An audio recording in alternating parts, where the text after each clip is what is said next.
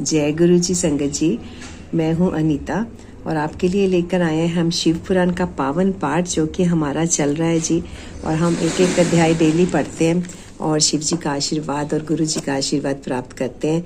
हम पढ़ रहे हैं जी रुद्र संहिता में पार्वती खंड तृतीय। तो आइए गुरु जी से आज्ञा ले ले। हमने कल पढ़ा था 18 और 19 अध्याय, ये देखिए, और आज हम पढ़ेंगे 20 के आगे और देखते हैं कितना पढ़ सकते हैं। आज गुरु जी हमसे कितना पढ़वाते हैं। आइए गुरु जी से आज्ञा ले लेते हैं संगत जी। और गुरु जी के चरणों में शत शत नमन। अनंतम अनंतम अनंतम शुक्राना। आज हम इसमें पढ़ेंगे ओम नमः शिवाय, शिव जी सदा सहाय। ओम नमः शिवाय, गुरु जी सदा सहाय।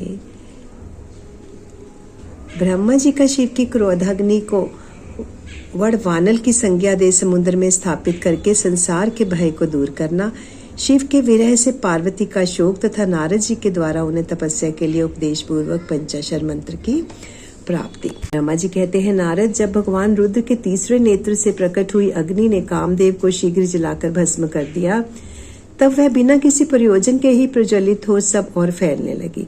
इससे चराचर प्राणियों सहित तीनों लोकों में महान हाहाकार मच गया। ओम नमः शिवाय।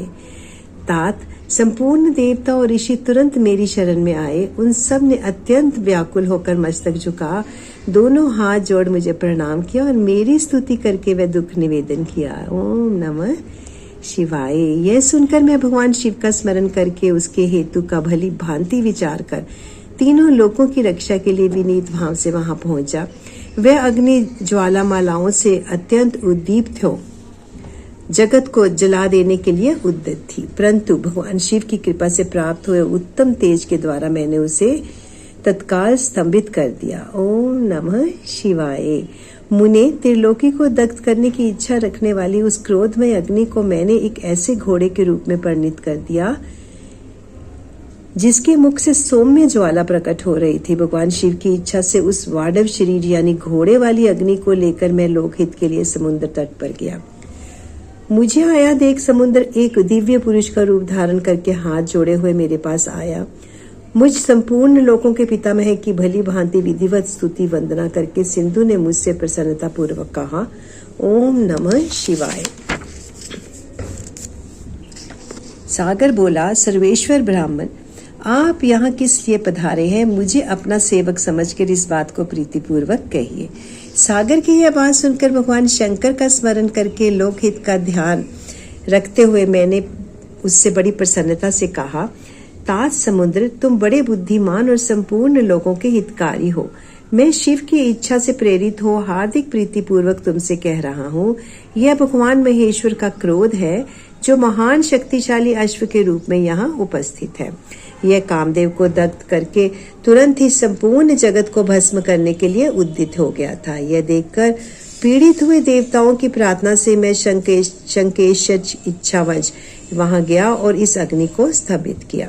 फिर इसने घोड़े का रूप धारण किया और इसे लेकर मैं यहाँ आया। जलाधार, मैं जगत पर दया करके तुम्हें यह आदेश दे रहा हूँ कि इस महेश्वर के क्रोध को, जो वाडम का रूप धारण करके मुख से ज्वाला प्रकट करता हुआ खड़ा है, तुम पर लय काल पर्यंत धारण किए रहो। सरीपते, जब मैं यहाँ आकर वास करूंगा तब तुम भगवान शंकर के इस अद्भुत क्रोध को छोड़ देना। तुम्हारा जल ही प्रतिदिन इसका भोजन होगा।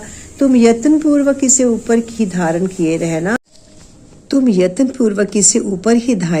किए रहना, जिससे यह तुम्हारी अनंत जल राशि के भीतर ना चला जाए। ब्रह्मा जी कहते हैं, नारद, ऐसा कहने पर समुद्र ने रुद्र की क्रोधाग्नि रूप वानल को धारण करना स्वीकार कर लिया, जो दूसरे के लिए असंभव था। तदंतर वह वडवाग्नि समुद्र में प्रविष्ट हुई और ज्वाला मालाओं में प्रदीप्त हो सागर की जल राशि का दहन करने लगी। मुने, इससे संतुष्ट चित्त हो मैं अपने लोक को चला आया और वह दिव्य रूपधारी समुद्र मुझे प्रणाम करके अदृश्य हो गया। महामुने, रुद्र के उस क्रोधाग्नि के भय से छूटकर संपूर्ण जगत स्वस्थता का अनुभव करने लगा और देवता तथा मुनि सुखी हो गए। नारद जी बोले, दयानिधे, मदन दहन के पश्चात गिरिजानंदिनी पार्वती देवी ने क्या किया? वे अपनी दोनों सखियों के साथ कहाँ गई, यह मुझे तो बतलाइए। ब्रह्मा जी ने कहा, भगवान शंकर के नेत्र से उत्पन्न हुई आग ने जब कामदेव को दग्ध कर दिया, तब वहां महान अद्भुत शब्द प्रकट हुआ, जिससे सारा आकाश गूंज उठा। उस महान शब्द के साथ ही कामदेव को दग्ध हुआ देख भयभीत हुए। भयभीत और व्याकुल हुई पार्वती दोनों सखियों के साथ अपने घर चली गई। उस शब्द से परिवार सहित हिमवान भी बड़े विस्मय में पड़ गए और वहां गई हुई अपनी पुत्री का स्मरण करके उन्हें बड़ा क्लेश हुआ। ओम नमः शिवाय। इतने में ही पार्वती दूर से आती हुई दिखाई दी। वे शंभु के बिरह से रो रही थीं। ओम नमः शिवाय। अपनी पुत्री को अत्यंत विहल हुई देख शैलराज हिमवान को बड़ा शोक हुआ और वे शीघ्र ही उनके पास जा पहुंचे। फिर वे हाथ से उसकी दोनों आंखें पोंछकर बोले, शिवे डरो मत, रो मत। ऐसा कहकर अचलेश्वर हिमवान ने अत्यंत विहल हुई पार्वती को शीघ्र ही गोद में उठा लिया और उसे सांत्वना देते हुए अपने घर ले गए। ओम नमः शिवाय। ओम नमः शिवाय। कामदेव का दाह करके महादेव जी अदृश्य हो गए थे, अतः उनके विरह से पार्वती अत्यंत व्याकुल हो उठी थी। उन्हें कहीं भी सुख या शांति नहीं मिलती थी। पिता के घर जाकर जब वे अपनी माता से मिली, उस समय पार्वती शिवा ने अपना नया जन्म हुआ माना। ओम नमः शिवाय। वे अपने रूप की निंदा करने लगी और बोली, हाय मैं मारी गई। सखियों के समझाने पर भी वे गिरजा कुमारी कुछ समझ नहीं पाती थी। वे सोते जागते, खाते पीते, नहाते धोते, चलते फिरते और सखियों के बीच में खड़े होते हुए भी कभी किंचित मात्र भी सुख का अनुभव नहीं करती थी। ओम नमः शिवाय। मेरे स्वरूप को तथा जन्म कर्म को भी धिक्कार है। ऐसा कहते हुए वे सदा महादेव जी की प्रत्येक चेष्टा का चिंतन करती थी। ओम नमः शिवाय।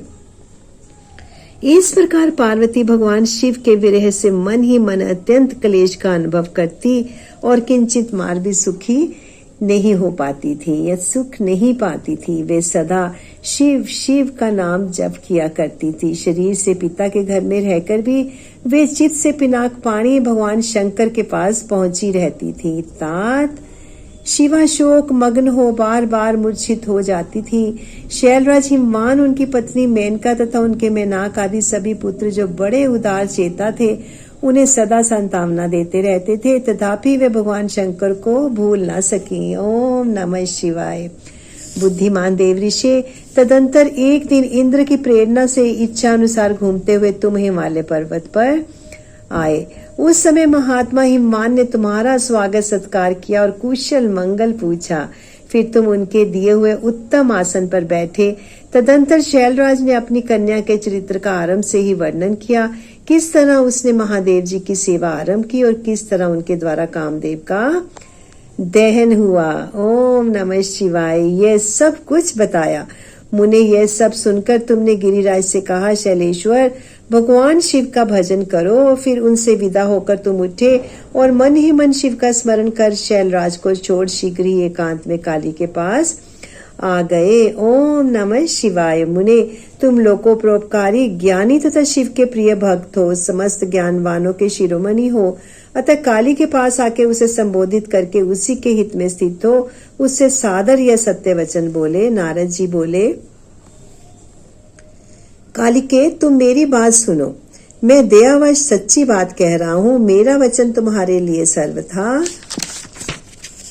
हितकर, निर्दोष तथा उत्तम काम्य वस्तुओं को देने वाला होगा। ओम नमः शिवाय। तुमने यहाँ महादेव जी की सेवा अवश्य की थी, परंतु वह बिना तपस्या के गर्भ युक्त होकर की थी।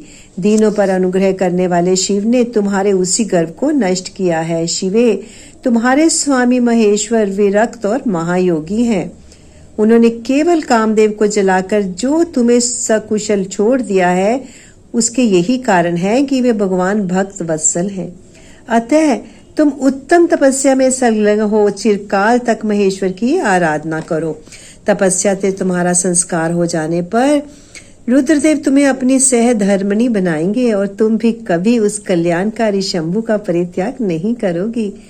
हे देवी, तुम हठपूर्वक शिव को अपनाने का यत्न करो। शिव के सिवा तुम्हें दूसरे किसी को अपना पति स्वीकार न करना। ओम नमः शिवाय। ब्रह्मा जी कहते हैं, मुने, तुम्हारी ये बात सुनकर गिरजा कुमारी काली कुछ उलसित हो तुमसे हाथ जोड़ प्रसन्नता पूर्वक बोली, प्रभु, आप सर्वज्ञ तथा जगत का उपकार करने वाले हैं। मुने, मुझे रुद्रदेव की आराधना के लिए कोई मंत्र दीजिए।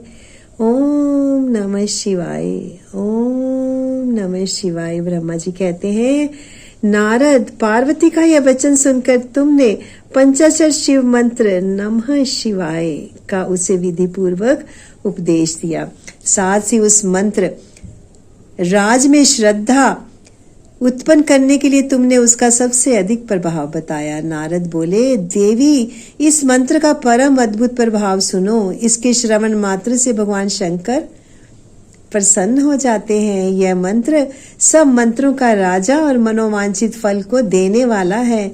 ओम नमः शिवाय भगवान शंकर को बहुत ही प्रिय है तथा साधक को भोग और मोक्ष देने में समर्थ है। सौभाग्यशालिनी, इस मंत्र का विधि पूर्वक जप करने से तुम्हारे द्वारा आराधित हुए भगवान शिव अवश्य ही और शीघ्र तुम्हारी आंखों के सामने प्रकट हो जाएंगे। शिवे शौच संतोषादि नियमों में तत्पर रहकर भगवान शिव के स्वरूप का चिंतन करती हुई तुम पंचाक्षर मंत्र का जप करो। इससे आराध्य देव शिव शीघ्र ही संतुष्ट होंगे। साध्वी, इस तरह तपस्या करो। तपस्या से महेश्वर वश में हो सकते हैं। तपस्या से ही सबको मनोवांछित फल की प्राप्ति होती है, अन्यथा नहीं। ब्रह्मा जी कहते हैं, नारद, तुम भगवान शिव के प्रिय भक्त और इच्छा अनुसार विचरने वाले हो। तुमने काली से उपयुक्त बात कहकर देवताओं के हित में तत्पर हो स्वर्ग लोक को प्रस्थान किया। तुम्हारी बात सुनकर उस समय पार्वती बहुत प्रसन्न हुई। उन्हें परम उत्तम पंचाक्षर मंत्र प्राप्त हो गया था। अध्याय 20 और 21 की समाप्ति। संगत जी, ओम नमः शिवाय। शिवजी सदा सहाय। ओम नमः शिवाय। गुरुजी सदा सहाय। तन तन गुरुजी, कोटि कोटि प्रणाम गुरुजी। संगत जी, कल हम पढ़ेंगे श्री शिव की आराधना के लिए पार्वती की दुष्कर कठिन तपस्या। और हमने पढ़ा है जी, पार्वती जी को मिला पंचाक्षर मंत्र, बहुत शुभ शुभ मंत्र है। आप भी सारा दिन बोलिए, जब टाइम मिले बोलिए जी, जब मर्जी बोलिए, जैसे मर्जी बोलिए, भगवान का नाम लेना जरूरी है। आप शिव पुराण के दर्शन कीजिए, पहले भी कीजिए, बाद में भी कीजिए और अपनी सेवा में तत्पर रहें। संगत जी, शिव पुराण पढ़ें, शेयर करें। जय गुरु जी। Thank you for everything Guru ji. Thank you for everything गुरु जी। शुक्राना शुक्राना शुक्राना हर एक पल का गुरु जी, हर एक पल का जो आप हमें नेमत बख्श रहे हैं। जय गुरु जी।